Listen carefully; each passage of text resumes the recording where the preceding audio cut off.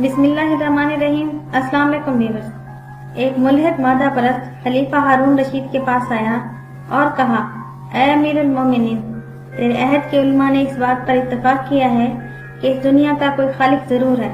ان میں سے جو عالم اور فاضل ہے اسے یہاں حاضر ہونے کا حکم دیا جائے تاکہ میں تیرے سامنے اس سے بحث کروں اور ثابت کر دوں کہ دنیا کا کوئی بنانے والا نہیں۔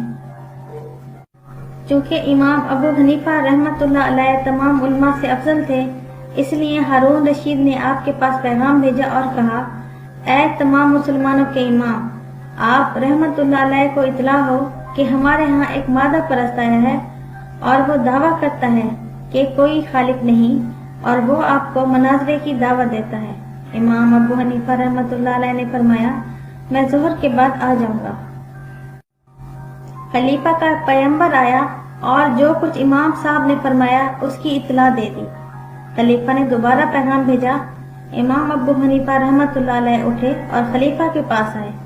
ہارون رشید نے آپ کا استقبال کیا۔ آپ رحمۃ اللہ علیہ کو ساتھ لایا اور بلند مقام پر جگہ دی۔ عمرا اور رئیس دربار میں موجود تھے۔ ملحد نے کہا، اے ابو حنیفہ، آپ نے آنے میں اتنی دیر کیوں لگا دی؟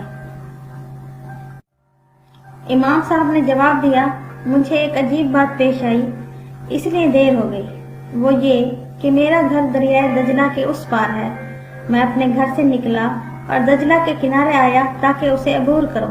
میں نے دجلہ کے کنارے ایک پرانی اور شکستہ کشتی دیکھی جس کے تختے بکھر چکے تھے۔ جو ہی میری نگاہ اس پر پڑی، تختوں میں اضطراب پیدا ہوا۔ پھر انہوں نے حرکت کی اور اکٹھے ہو گئے۔ ایک حصہ دوسرے حصے کے ساتھ پیوست ہو گیا اور بغیر کسی بڑھئی کے سالم کشتی تیار ہو گئی۔ میں اس کشتی پر بیٹھا، پانی کو عبور کیا اور یہاں آ گیا۔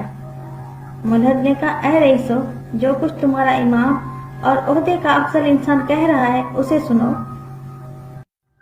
کیا تم نے اس سے زیادہ جھوٹی بات سنی ہے؟